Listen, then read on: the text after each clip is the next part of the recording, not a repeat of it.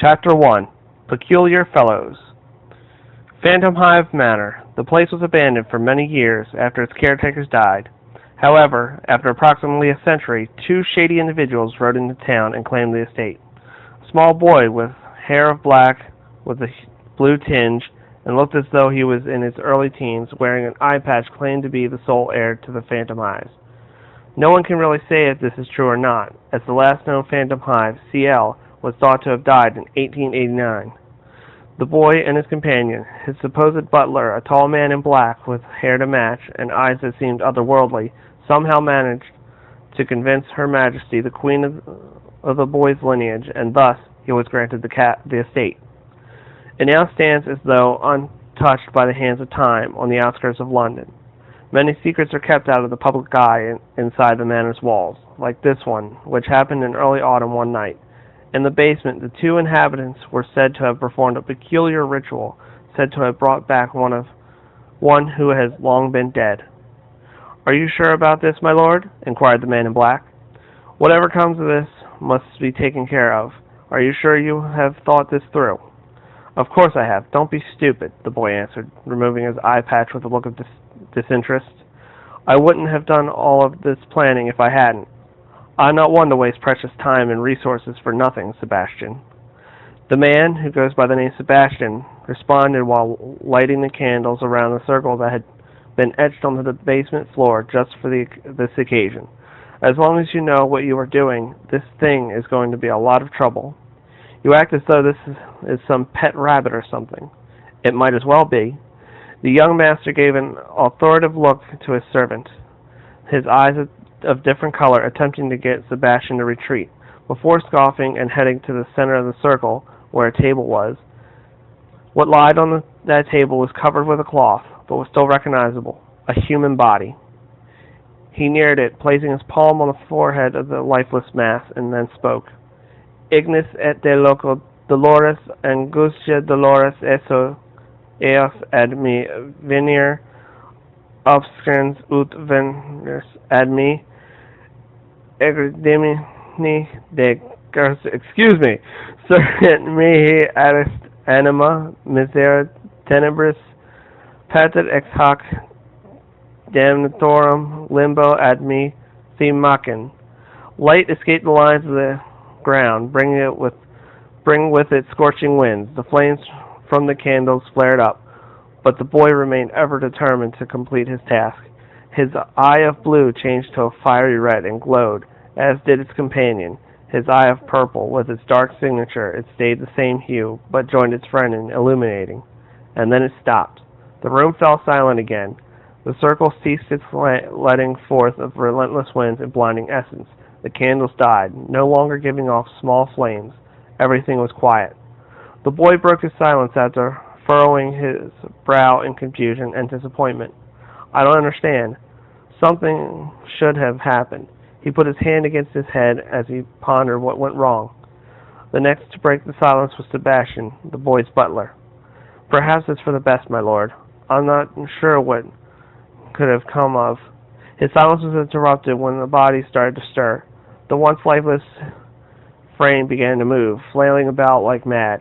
It moved clumsily, trying to both assess the situation and perhaps defend itself from potential danger. That is, until it fell off the table. It fell with a thud, emitting a small oof. "What the bloody hell is going on here? Where am I? What's going on?" A voice that belonged to a boy appearing to be perhaps slightly older than the first came from the body as it removed the cover from his face. The boy that was on the floor flailing about had fair skin, icy blue eyes, and looked like they'd cause you to freeze over if you dared to look into them, and hair that was so lightly colored one could almost mistake the platinum blonde for white framing his face. He quickly searched the room for an explanation to his location, while he swore enough to make a sailor blush. His eyes stopped on the duel in front of them, returning their stares. Again silence. Again it was the young lord who broke it. "Are you Jim Machen?" "So what if I am?" snapped the blonde teen on the floor. The previous boy smirked with his nose slightly in the air, looking down at the other. He spoke with a slight tinge of amusement in his voice. He spoke only two words: "CL Phantom Hive." At this point, all the blonde could do was stare at the brunette with disbelief. He stumbled on his own words, trying to form a sentence. He could only say one. What? The blanket that was previously covering his frame fell to the floor as he quickly stood up, revealing a bit too much. In response, the teen across from him did some yelling of his own. Put some bloody pants on. Chapter 2. The Blonde, the Demons, and the Telly. It's been several weeks since we acquired a new member to our family. I would like to say Jim is adjusting well, but I really have no idea.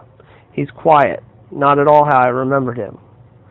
He also insists that I call him Alois, like when I first knew him, because it sounds better. Alois spends most of his time in front of the TV, which is fine, I suppose. It's a much easier method of getting him to learn about modern culture and all the history he has missed. It would raise suspicion if he didn't even know who Hitler was. He simply eats up the content, hanging on to every word that comes from the strange box. His fascination is understandable, him being a kid from the 1800s and being introduced to television. He watches a lot of history, social, and cultural documentaries on Netflix. He seems to think that's all the we can do. When he gets tired of watching them, I tell him that if he watches 3 more, he can watch 3 episodes of his beloved BBC sketch comedy shows. He's partial to Monty Python's Flying Circus, Little Britain, and the Catherine Tate Show. And he bases his knowledge of how a modern British teenager should act, often greeting it with an "alright," just like Lauren does. He also watches whatever I watch on the television. He doesn't have one in his room, the used-to-be guest room, and I don't have Netflix on the one in mine. I like watching things that scare him. It's so funny for some reason. I forced him to watch Halloween because of its cultural significance and how he screamed and jumped and cried. It's not even that scary of a movie. Well, on this particular day, I wanted to catch up on episodes of The Walking Dead, so I needed the TV. I walked into the entertainment room, ready to kick Eloise off. Eloise, I want the TV. Stop whatever nonsense you're watching and move over, I said. But when I entered the room, he wasn't there. I didn't give much thought as to where he might be and just sat down and started watching. Time passed, and I was almost done with an episode. When I heard the smoke alarm go off, quickly I paused the show and went to investigate. Following my nose, I was led to the kitchen. I opened the door and was immediately flabbergasted at the scene that was playing before me. You idiot, why on earth would you put a lizard in a toaster? Shouted Sebastian over the sound of the smoke alarm as he quickly tried to extinguish the flames. That stupid blonde had put a lizard in the damn toaster. Flames were rising from the counter where said toaster once was. The rag that my butler was trying to use in order to quell the inferno caught fire, and he dropped it on the floor. I wanted to know if it could toast anything other than just toast, he cried out to Sebastian as the man was trying to locate the fire extinguisher. But why a lizard? I don't know. I thought it would be interesting. I don't know. Eventually, my servant put out the fire. The counter was riddled with scorch marks, and the toaster, a toaster no longer.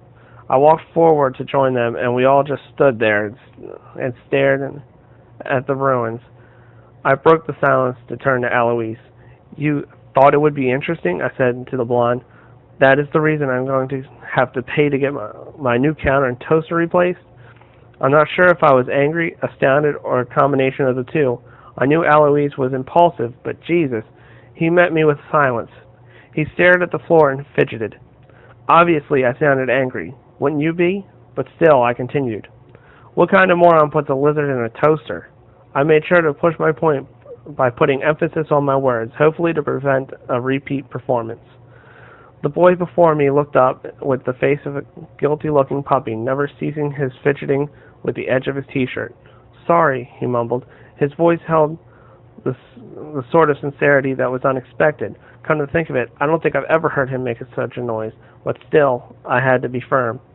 Hold out your hands, I instructed. The blonde hesitantly did as he was told, and extended his hands with a look of confusion on his face. Smack! Ouch! One might think that hitting his hand with a wooden spoon might have been a bit harsh, but child welfare can kiss my arse. I won't let anyone get away with destroying bits of my house scot-free. It's happened too many times in the past, and I'd like to keep it that way. In the past. Don't play with the appliances, understood? I said to him, expertly hiding the smirk that was tugging at the corners of my lips. Rubbing his hands, he looked at me and said mockingly, "Yes, my lord." The dirty bastard.